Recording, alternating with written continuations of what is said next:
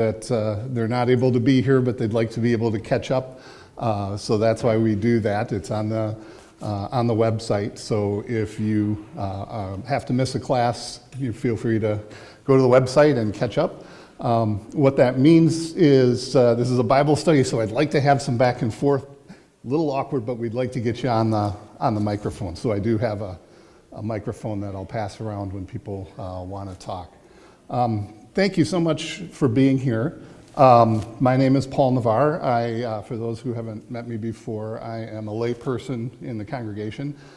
Some of you may have more knowledge, training, background than I have, so please speak up. Let me know if I'm drifting away, and I'd just love to hear what you have to say about the things that I'm going to bring forward today. So look at our schedule. This was originally conceived to be 5 classes. Last week, the Connections team asked if they could have that Sunday, so we shortened it to 4. And then my wife, who you may know, Lynn Saddleman, is a professor, and she submitted a paper, and it got accepted to a huge conference in Chicago. And that is on what would have been the last day of our thing. Normally, I would just let her go, but I have an soon-to-be 89-year-old aunt in Chicago who I love dearly. And so that is an excellent opportunity for me to support her a little bit and to support my aunt. So the plan, at least at the moment, is that I'll be traveling on that last day. So we're going to compress it down to 3 days. The epistles are a huge topic that we could spend years studying. So this is just going to be a little bit of a taster. One of the things that I wanted to do was just kind of find an angle. So one of the angles that I'm kind of looking at are just what are some things from the epistles that we can kind of apply to us today and to our congregation today. It's not exclusively what we'll be talking about, but I'll always be kind of looking for those things, and you can look for those too. I've broken it down. We won't stay strictly to this, but today is an introduction. By way of introduction, I'm going to dive into Romans a little bit. I think that's a good example of how a lot of the epistles are formatted, and it has some real meaty stuff that we can get into. We could spend 3 weeks just on Romans easily. So, this is not going to be thorough, but at least we'll get a little bit of a taste. Then we'll continue with some of the other Pauline epistles. I'll explain more what that means in a minute. And then on the last day, I'm looking at some of the epistles that are not attributed to Paul. And I hope I'm not getting too much static here. Excuse me.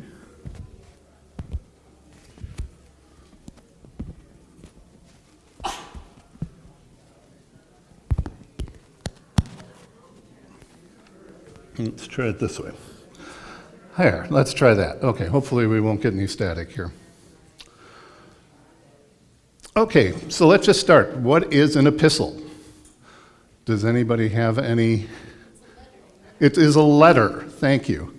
So it comes from the Greek epi, which is one of those prepositions, and if you've ever done any translating, prepositions are awkward because they don't translate super neatly, but on or to, and then stelline to send or to dispatch. So that's where the word comes from. Generally speaking, we kind of think of an epistle as a little bit formal. It's not like a Post-it note, not just something you jot down. There was some real thought in this. So who wrote the epistles? Various people, yes. I heard Paul, very good. Any other thoughts? The Holy Spirit, oh boy, going for extra credit back there. No, that's great. So there's the traditional way of talking about who wrote the epistles. So most traditional angles would say Paul, Peter, John, James, and Jude. So pretty heavy group there. We'll talk more about who really wrote the apostles, or the epistles. We can kind of divide the epistles into categories. A couple different ways to do that. One is to talk about the Pauline epistles, and then the Catholic epistles. Now that's Catholic with a small c, that's a title case. That's not intended to be a large C. I'm just going to turn this down a touch. So another way of thinking about that is general epistles. So the Pauline epistles are those that are traditionally given to Paul as having written. By traditionally, I mean, in the old church hundreds of years ago, that is who would have said had written those. So you have the ones written by Paul, the ones not written by Paul. There's also kind of a difference in terms of the Catholic ones are generally written to a general audience, whereas the Pauline epistles are generally written to a specific church or person. It's not real neat, though, as we'll find out.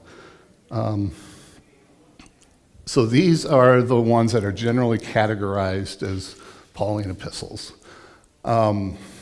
There's a few here that are a little bit questionable in terms of how you're thinking about it. Hebrews has a little bit of a letter format, but it kind of is a sermon almost rather than a straight letter. So, but it's traditionally classified that way.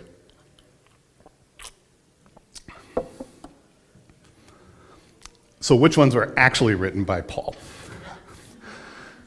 So these are the ones that kind of modern scholars tend to have quite a remarkable agreement on. Unlike some of the other things we look at in the Bible, scholars are pretty sure that Paul wrote these. And there is remarkably little disagreement on this set. You'll always find somebody who is out there and saying, no, I can tell you it's not because of this reason, this reason. But compared to a lot of biblical controversies, these are pretty well accepted, this group.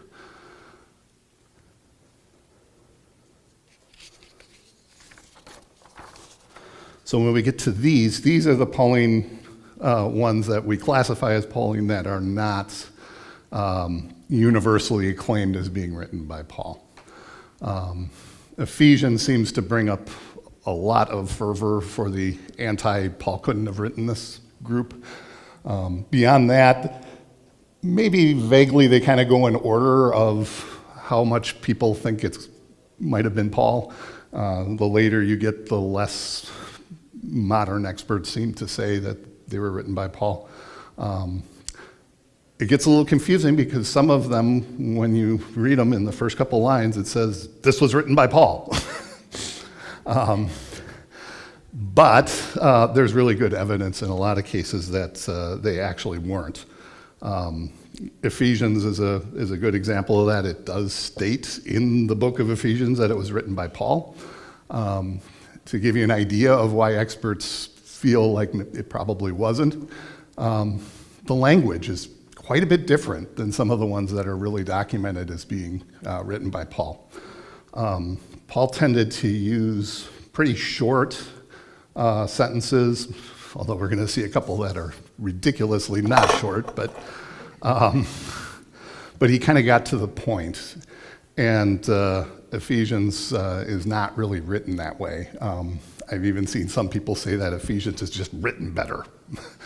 I have no way of judging that because I don't speak Greek, but that's the kind of thing you'll hear people say. They'll look at the linguistics and say, just doesn't match. There's also the point in Ephesians and in some of these other books where the authorship is debatable that some of the ideas seem to be a little bit in conflict with what Paul said in some of the books that we feel more strongly were written by him. Now I'm going to give you the 75-cent word of the day. Pseudepigraphical. what that word means is a falsely attributed work. Now, it gets a little confusing because sometimes this word is applied to those books that didn't make the cut. You know, there are all these books that in our tradition are left out. There's the Apocrypha, but there's other books even that didn't make the Apocrypha that early Christian scholars left out of the Bible for various reasons. And one of the big reasons is because they felt that it was somebody who was trying to steal somebody else's reputation and apply it to their writing. So they were saying, this person who you all respect, this is the one who wrote that, even though I wrote it. So sometimes you'll see this word, and it will be used kind of like the word apocrypha, like as a category of things that do not belong. But when we're talking about the epistles, this word gets used to simply mean those epistles where we don't believe that the person who wrote it is actually the person that was stated in it. And there are quite a few going back to that list. However, from our tradition, we do consider those valid and useful books of the Bible. So, have to be a little bit careful in how we view that. But if you start kind of looking into the epistles, you'll run into that word. So, Pauline epistles, now we have the Catholic epistles. So this is generally what we classify as those. James, 1st, 2nd Peter, 1st, 2nd, and 3rd John, and Jude. Then we kind of get to the kind of, sort of. Now, this is almost never considered an epistle, Revelation. But it does kind of have a letter format at the beginning. It kind of was a letter. The main reason that it's not attributed with the epistles is because of the content. It's so different than the normal epistles. So when it's categorized, it's almost always categorized as apocalyptic or prophetic rather than. But if you want to consider it an epistle, I don't really have any problems with that. So there are other ways to kind of classify epistles if you want. Pastoral would be those that are sent to an individual. So many of the epistles are addressed to one person. That person tended to be a leader of a church in another city, and the purpose was to kind of talk about church leadership issues, to talk about doctrine in kind of a big picture kind of way, talk about orderly worship. So it's kind of like one pastor writing another pastor. Examples of that are 1st, 2nd Timothy and Titus, and eventually we'll look at some of those. Then we have another 75-cent word here, the eschatological. So that comes from the Greek eschatos, last, and logos, study. So that is kind of like Revelation, study of the last things. So there is some of that embedded in epistles. 1st and 2nd Thessalonians is the prime example, but there are sections of other epistles that do talk about kind of the end times and what it all means. The third category using this system here is theological. So kind of talking about doctrine in a big picture way, talking about church organization, grace and salvation, kind of, those big theological topics that would be useful for a church to hear. So timeline, it's pretty remarkable. Obviously Bible experts are never going to agree completely on things, but pretty much all of the epistles were written in a relatively short amount of time. It's a really interesting insight to the early church, probably starting as early as 20 years after Jesus was crucified, going up maybe 60 years. So it's that pretty narrow band, and they all pretty much fit into that. You'll find the odd scholar who will stretch it out a little bit more than that, but we're generally talking 50 AD to 100 AD. And like I say, some will stretch that out into 120 or 130 on some of the books, but they're all pretty much in that same general range. So, take a stop there. Anybody have any thoughts or questions so far? Yes. Do you mind if I mic you? There we go. So I'm wondering about the book of Acts. Like, if most of the epistles were written in the first century, how long is Acts? Is that there's overlap there? I would say there's generally not overlap. Am I right on this? But it's like immediately after.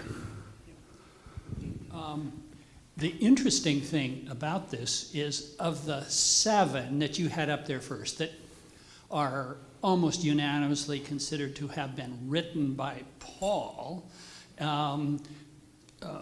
6 of those are to communities. There's 1 to an individual, Philemon. Right.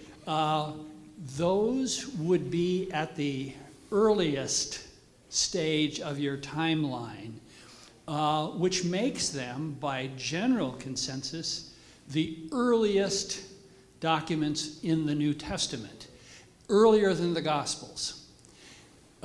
When it comes to Acts, Acts was written by the same person who wrote the Gospel to Luke. And Mark maybe was written around 70. Matthew and Luke during the decade of the 80s, which would probably put Acts there, the Gospel of John later, still. And so Acts is clearly not a letter, but Paul is the principal figure in most of the storyline there. And the debate is how much of that is historically accurate versus how much of it is a theological narrative to make theological points. Right. And it may be somewhere in the middle. And now, would you agree that the majority of Acts took place, not was written, but took place before the majority of the epistles? Yes, we need to have a kind of bifurcated look at this. Yeah. What is being described in the narrative took place earlier, but it is written later and addressing a later community or church, basically a different church. Exactly. Yeah. No, I agree with that. Any other thoughts?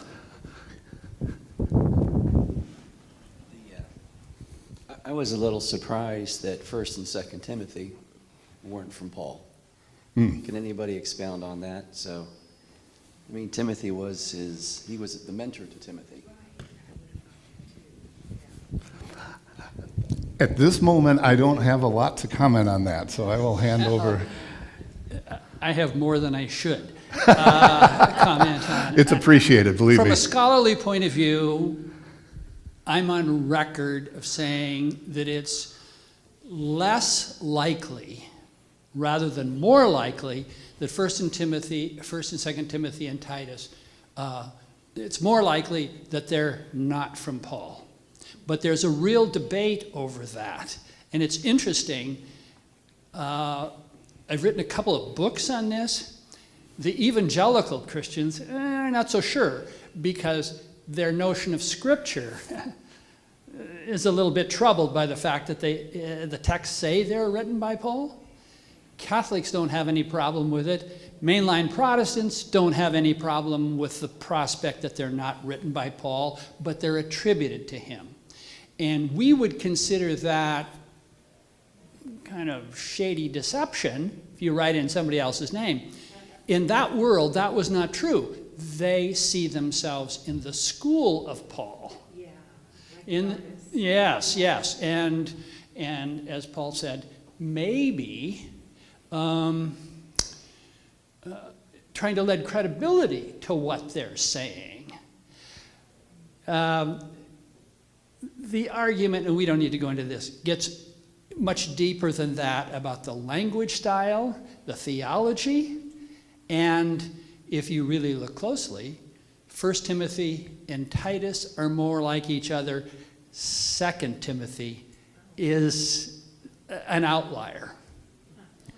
So the names don't always indicate historically who wrote what and so on. It's about Timothy. It's about Titus. And I'll stop there. No, that's very helpful, and that helped prime my pump a little bit too. I think it's fair to say that with most of these, if not all of these, the ones that scholars think were not written by Paul himself were almost certainly written by close followers. So they weren't written by people who were attempting a forgery to steal glory, for nefarious purposes, to change the direction of the church, anything like that.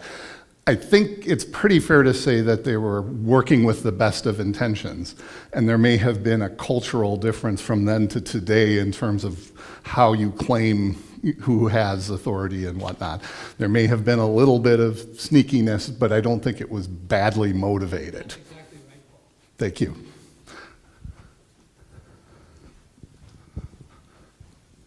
I was just wondering too, Paul, about the role of oral tradition. If these things happened after Jesus died and they were written about later, the role of oral tradition. I was thinking about the passing stories on from generation to generation, and one generation thinking, oh, we should write this down because this seems important.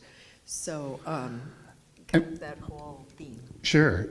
Yeah, one of the things I think is really interesting about the epistles compared to a lot of other books of the Bible is that effect isn't as pronounced as you might think. Because, for the books where we really assert that it was Paul writing, he was writing about the contemporary thing.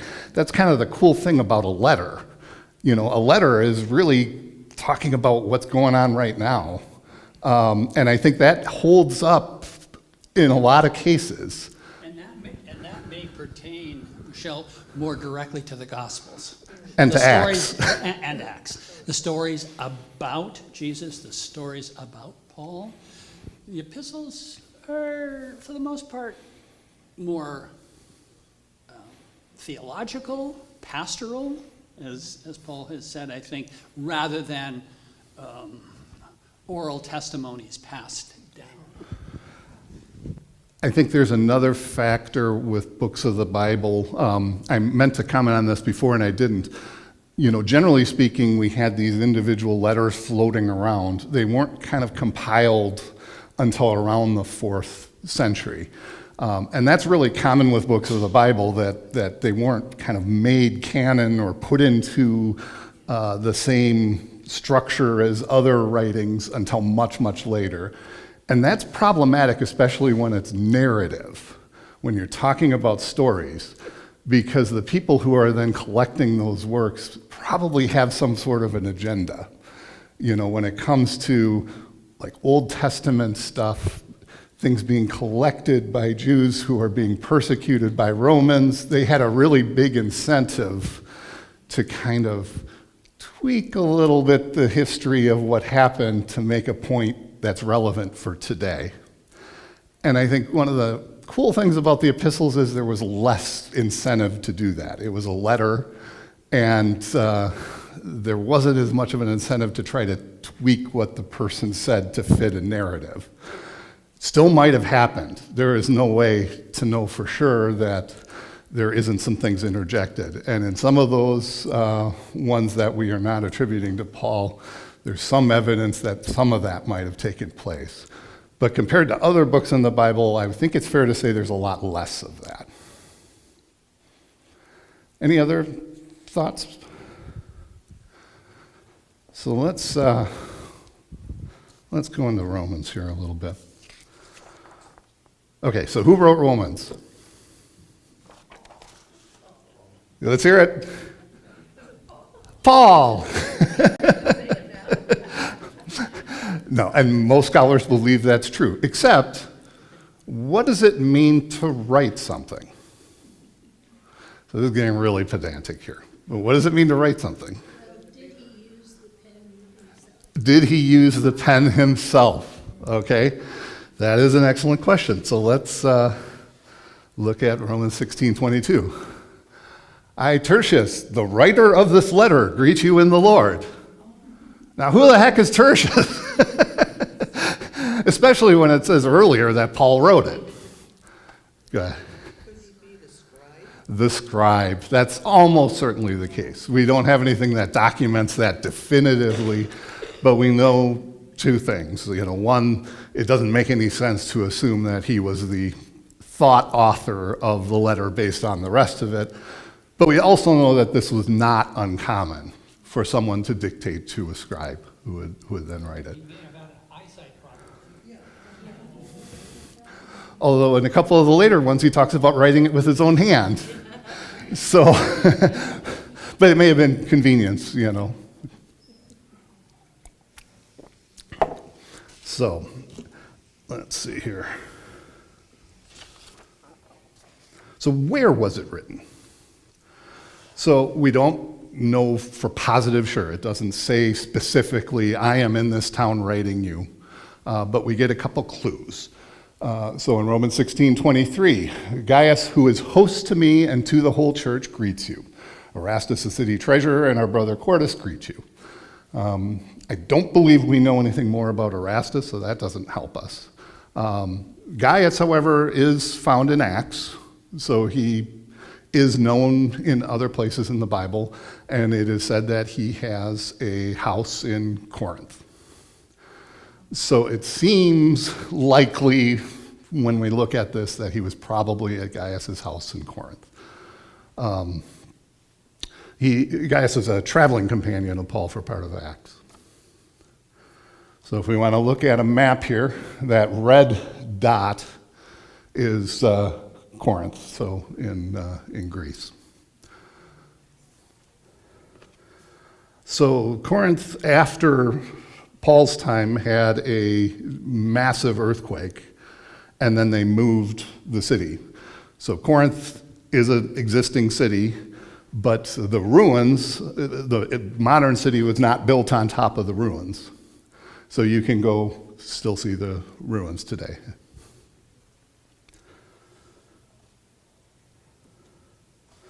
So going back to the map, now if you look way in the top left, it may be hard to see it, but that's Rome. And so this was a letter written presumably from Corinth to the people in Rome. So how to get there? Well, sea for sure, yeah. No postal service. All right, so you had to figure out a way to get it from one place to another. So Romans 16:1-2. Now this is towards the end. A lot of these epistles kind of end with shout-outs to various people or greetings to and all these types of things. So kind of administrative work here. I commend you to our sister Phoebe, a deacon of the church at, oh boy, I need to look at how to pronounce that because that's a tricky one. Cenchreae or Cenchreae seem to be the two places. So that you may welcome her in the Lord as fitting for the saints and help her in whatever she may require from you. For she has been a benefactor of many and of myself as well. There's a couple interesting things here. So the Cenchreae was essentially the port of Corinth, or a port of Corinth. So not very far away, but in that general area. So there's another reason why it makes sense that he was writing this from Corinth. You wouldn't give the letter to somebody from a very long way away. So yeah, this person was in the neighborhood, so to speak. Now, Paul gets a relatively well-deserved reputation for not being the most enlightened person when it comes to women. But here's a nice counterexample.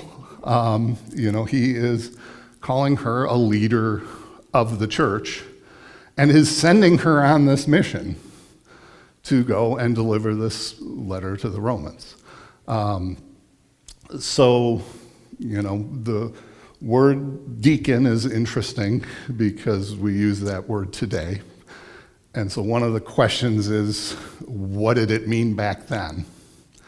I think we're using the word deacon here perhaps a little bit closer to pastor than they might have back then, but it's still, I think, hard to argue against that this was a leader of the church, and Paul is clearly absolutely fine with that. So that's interesting to me. Phoebe clearly had to be someone of some means and status. It's one of those where I would love to know the details of that journey. Was it her and an assistant or a slave even? Was it a big, huge group of people and she was the person in command? We'll never know much more about that. But here is Paul making it clear to the congregation in Rome, who he had never yet visited. He knew people there from his travels, but he had not been to Rome yet. So he is, trying to lay the way so that she is given the authority to deliver the message.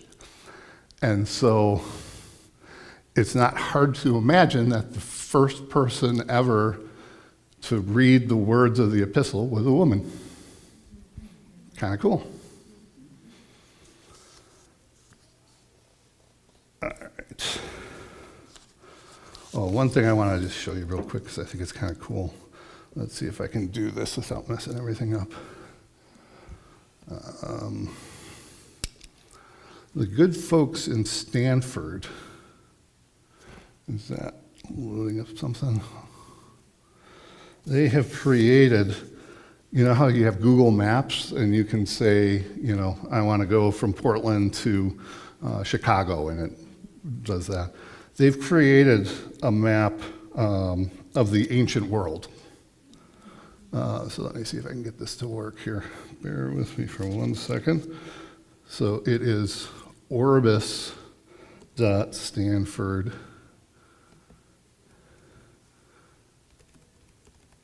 edu. I'm going to get it on my screen and then hopefully get it over to your screen.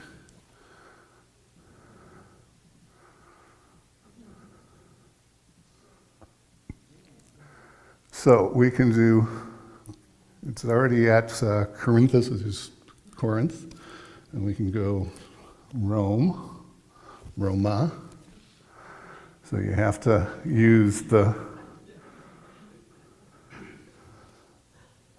and let's see if I can move that map over. There we go. So it gives you a route of how they would have done that. And even cooler, they tell you that the fastest journey from Corinth to Rome in July, you can choose the time of year, takes 12.2 days. So they're giving you some idea of what that journey would have been like. And so you can use this for all of Paul's travels, go through Acts and check it out and just see kind of how arduous that would have been at the time. And I haven't really quite figured all this out, but it talks about per kilogram of wheat if you're traveling by donkey. So like how much supplies you would need to be able to make that. So anyway, orbis.stanford.edu. I ran across that when I was doing some research on here, and I think that's really cool. Interesting that of course, it would have to be almost all by sea, but I sort of pictured it being more that there would be a land journey. Well, and you can actually change it. So if you wanted to look at, let's see if I can do this, the shortest route, then all of a sudden, oops, I have to recalculate. It then does it so it's much more of a land route.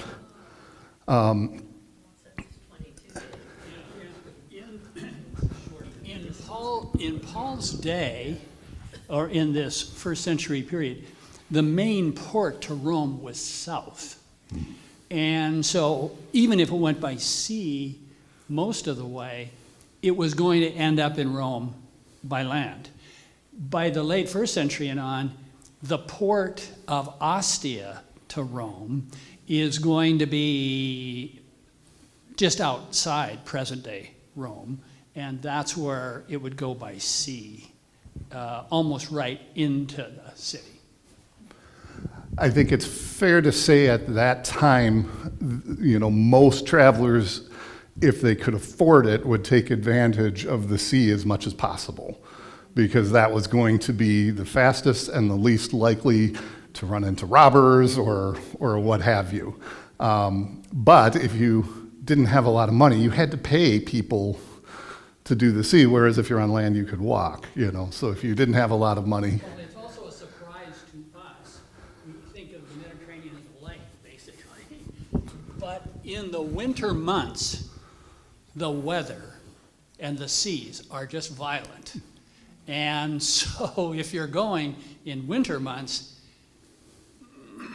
you may or may not make it. Right. That would definitely change the calculation.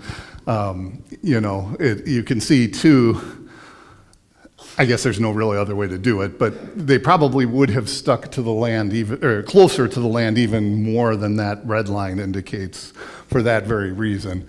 If a storm comes up, no weather service, these things would happen like that. You wanted to get into a port as quickly as you possibly could, I think the really tricky part was that long stretch of open water. That would have been terrifying. But anyway, wanted to show you this. I think that is really cool. There's a lot you can do with that. The biggest catch is you have to brush up on your names in other languages, the Greek version or the Latin version or whatever they're using. All right, so let's see if I can get this back here.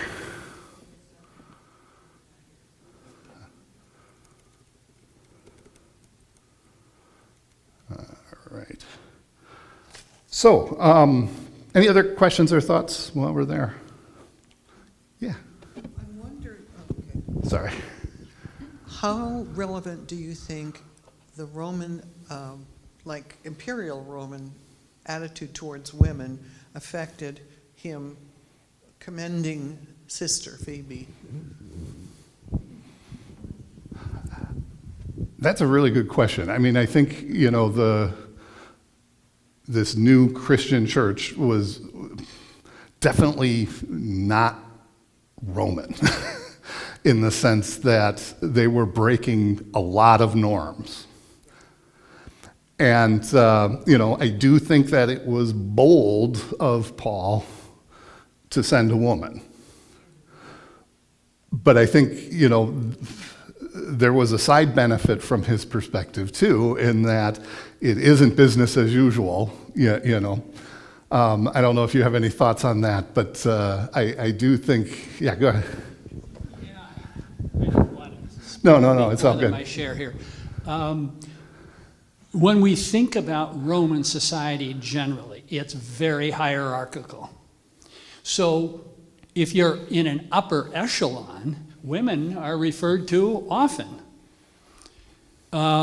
Maybe a third of the people of Rome were slaves. Maybe another third ex-slaves. And so it's very, very, very hierarchical. Paul may be exactly right. Paul goes to Phoebe to take the letter. There's another way of thinking about it. She's a woman of means. She travels back and forth fairly often. And Paul says, oh, you're going, take my letter. That puts her in a different frame of reference if you were to subscribe to that view. But it does appear that the Pauline assemblies or communities or early churches did have female leadership. Yeah. Any other? Yeah. Well, there's what I consider some compelling evidence that some of the scriptures have been altered along the way.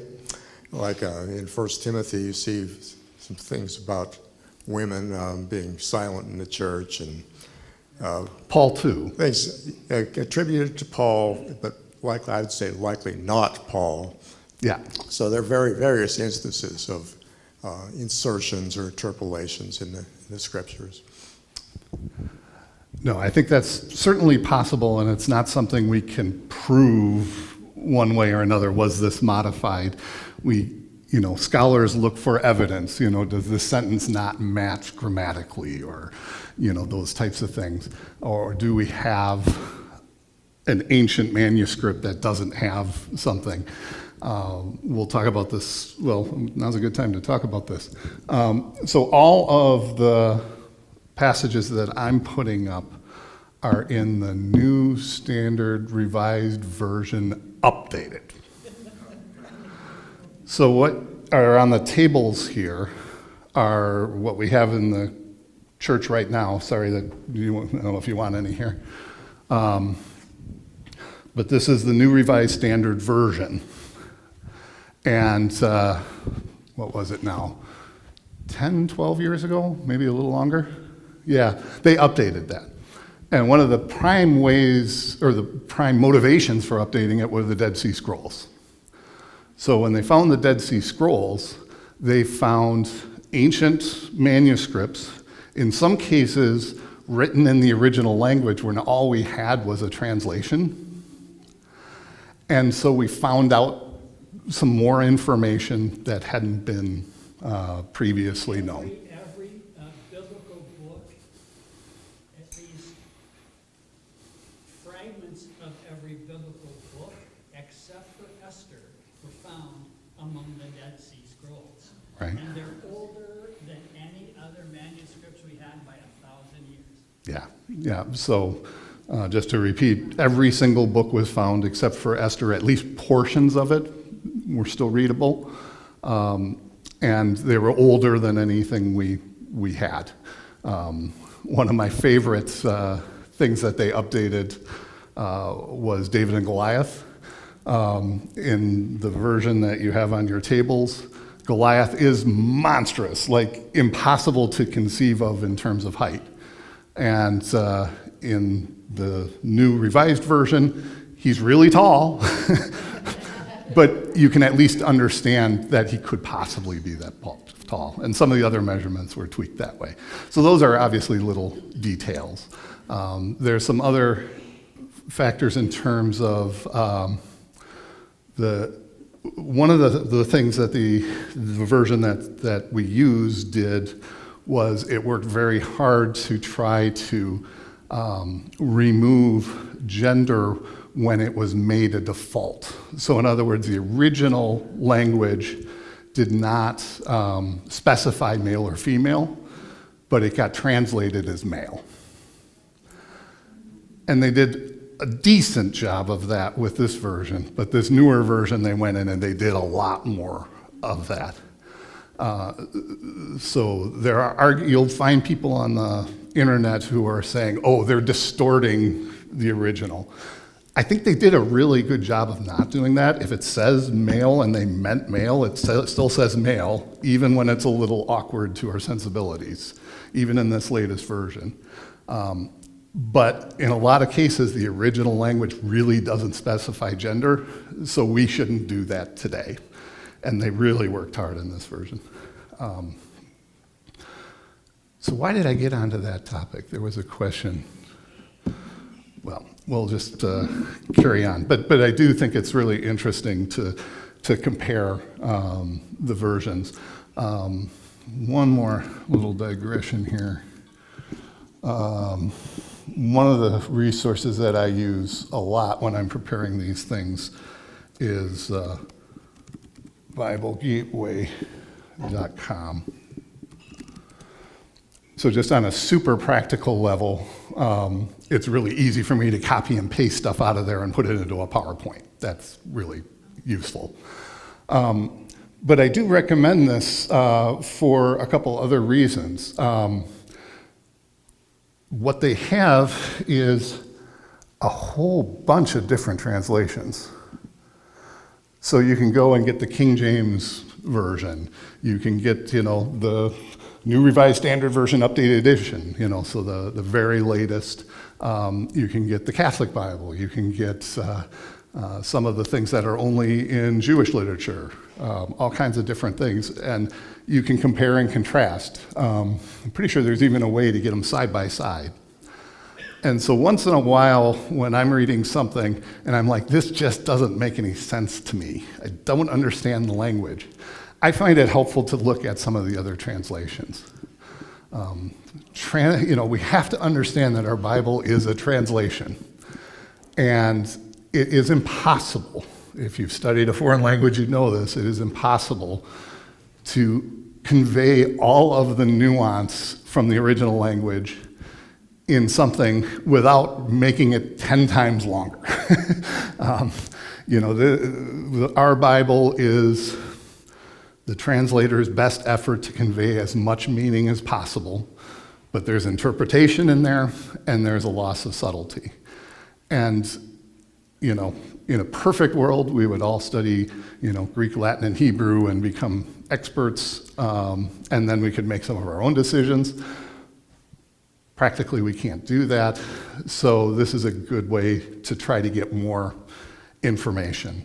And it's, I think, the best that I've found in terms of being able to get a digital version for free of stuff that we actually use. So. All right, any questions there? Just out of curiosity, is anglicized version for the Episcopal Church? I believe that's correct, yeah. Yeah, and I can scroll through a whole bunch of stuff here. Yeah. The Orthodox Jewish Bible, the New Testament for Everyone, Revised Geneva Translation. I mean, there's just dozens and dozens of things up there. So anyway, that is one of my go-tos, especially when I'm doing this type of thing. So I am going to just at least start what I wanted to talk about in terms of Romans. So let's see here. So Romans is kind of a typical epistle in a lot of structural ways.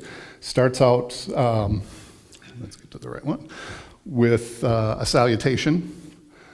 Paul, a servant of Christ Jesus, called to be an apostle, set apart for the gospel of God. Let's talk about long sentences. This one goes on and on. Which he promised beforehand through his prophets in the Holy Scriptures, the gospel concerning his Son, who was descended from David according to the flesh, and was declared to be Son of God with power and according to the Spirit of holiness by resurrection from the dead, Jesus Christ our Lord, through whom we have received grace and apostleship, to bring about the obedience of faith among all the Gentiles for the sake of his name, including you who are called to belong to Jesus Christ. To all God's beloved in Rome who are called to be saints, grace to you and peace from God our Father and the Lord Jesus Christ. Breathe. Okay, but he's kind of establishing his bona fides and delivering a greeting. It continues. First, I thank my God through Jesus Christ for all of you because your faith is proclaimed throughout the world. For God, whom I serve with my spirit by announcing the gospel of his Son, is my witness that without ceasing I remember you always in my prayers, asking that by God's will I may somehow at least succeed to coming to you. So he hasn't been there yet. And it didn't end well when he did get there, but that's another story.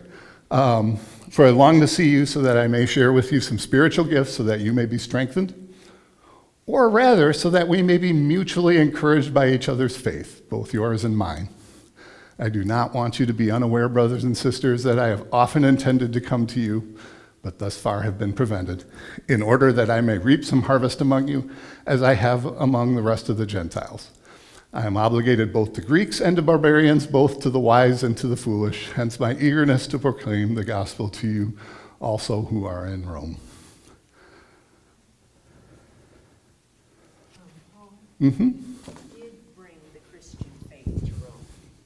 Who did bring the Christian faith to Rome? That is a good question.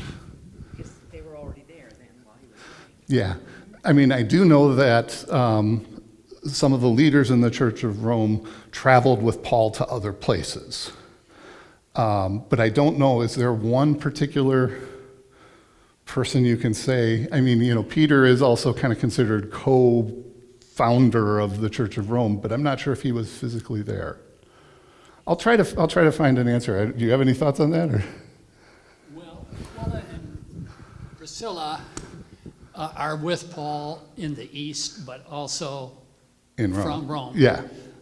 We don't know. Paul's letter to the Romans is the only epistle he writes to a community that he did not establish. And you can see, quote unquote, all roads lead to Rome. So how it happened is probably beyond our knowledge in any detail, but it clearly did. And there's more than one assembly in Rome. Right. In Rome. Thank you. Other thoughts?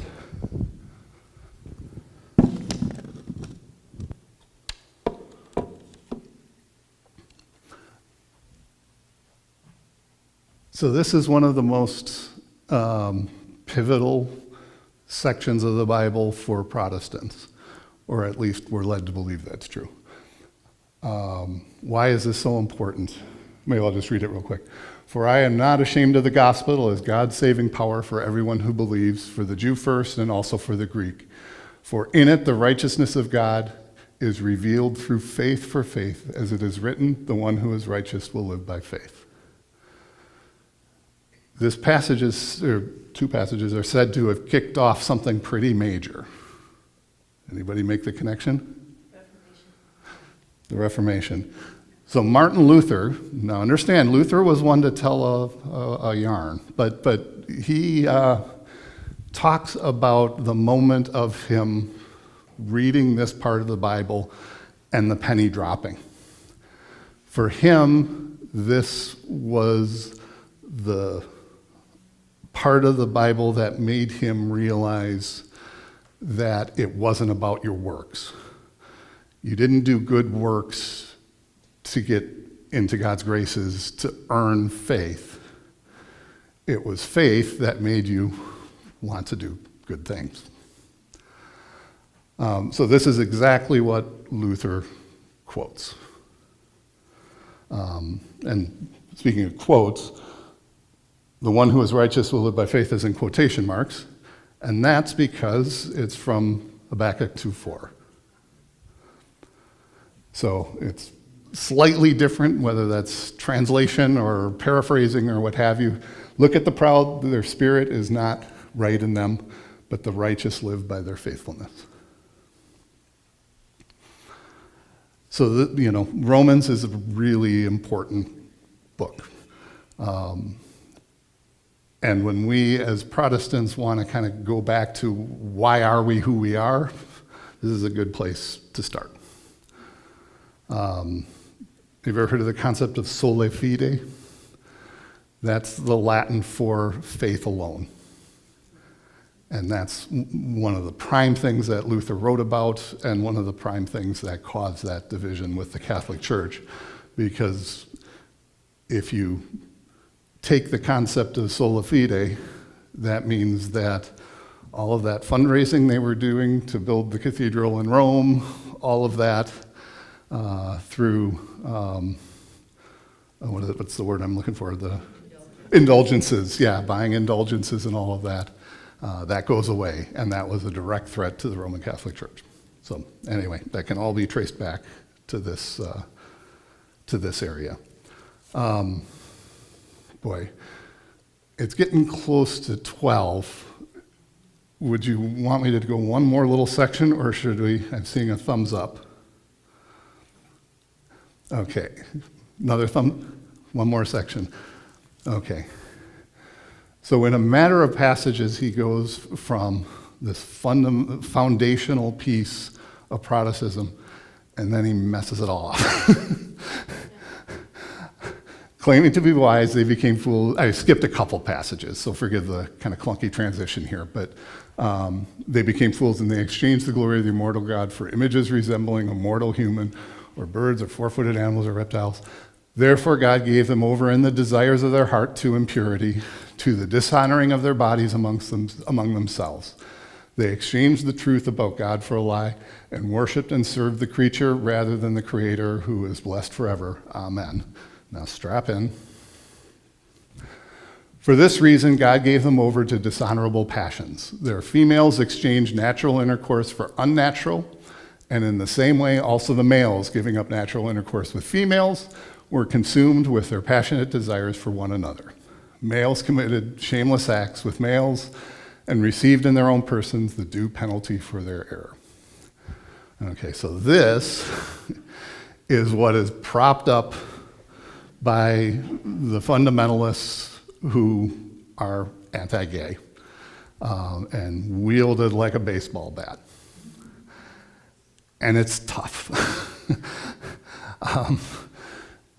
Now, there's a couple things that we should look at this. So yeah, I mean, literally in 100 words, he's going from establishing the foundation of the Protestant church, unintentionally, and then giving ammunition for 2,000 years of bigotry and homophobia. If you want to take this at face value, I'm not going to argue with you. Paul was certainly not a champion of LGBTQ rights. There is no way to frame it that way. But there are some different interpretations of what's going on here. First of all, you have to look at the world they lived in. There was not a New Testament. They couldn't refer to the teachings of Jesus in print. They were literally writing the New Testament. So what they had was the Old Testament. And a lot of the epistles, in my view, are trying to kind of reconcile what they did have kind of in the established Jewish tradition with the teachings of Jesus, and trying to figure out how to make sense of all of that. So we definitely have to look at the time and the expectations of the people around them at that moment. I'd argue that you won't find anything like this in any of Jesus' teachings. So that's something to really, take a look for. So maybe this is just a blind spot for Paul. That's one way to look at it. Another thing I want to look at is the word natural and unnatural. I think there's a little bit of a translation problem here. When we think of natural, we think good. When we think of unnatural, we think bad or immoral or illegal. But I think that's missing a sense of the word that was used in the original language. In another place in Romans, actually, Paul says it was against nature for Gentiles to be allowed in what was a Jewish religion. Now, he clearly didn't mean that that was bad. So I think maybe another way to kind of look at the word natural is unconventional, that it wasn't the norm. And that, at least, is factually true. Now, that doesn't eliminate all of the negativity there, but it helps us understand it a little bit differently. You want to say? I'm going to keep going, so. Would it have anything to do with the fact that a lot of the pagan religions had dishonorable things going on in them? I definitely think so. I'm going to hold that thought for just a second I want to make two more points. So there is definitely an interpretation out there, a modern interpretation, where what they're really saying is indiscriminate lust or things outside of the marriage vow. That's certainly one interpretation to look at that. But there's something else that I think is super important here. I'm going to read the next word, which is the first word of the next chapter. The next word, and this is how it ends. This is how the chapter ends. The next word is therefore. And we'll talk a little bit more about where we're going with that. The thing we have to remember with the Bible is that chapters were added in the 13th century. Paul would have had no conception that there would be this hard break there. And there are definitely cases in the Bible, and verses were even later. They were more like the 15th chapter, or 15th century. Those were added so that we could literally be on the same page. So we could say, hey, this is where we're talking about. So this would have read as one narrative letter without a break. That was what was intended. And we are getting late, so I'm going to next time back up a little bit and talk about this and then go into what's after the therefore. Just to give it away a tiny bit, my very strong feeling is that this is Greek argumentation style, that he is setting up the worst possible scenario, and then the next part is what lowers the boom and kind of puts it all into perspective. Now, in my opinion, he used a really bad example, but it was not meant to be read as literally as people do. Anyway, that's my opinion. Like I say, next time we'll back up and cover this a little bit more because it's a big thing, but it gives you something to chew on. Any other questions, thoughts before we go? All right, with that, thank you very much, and we'll see you next week.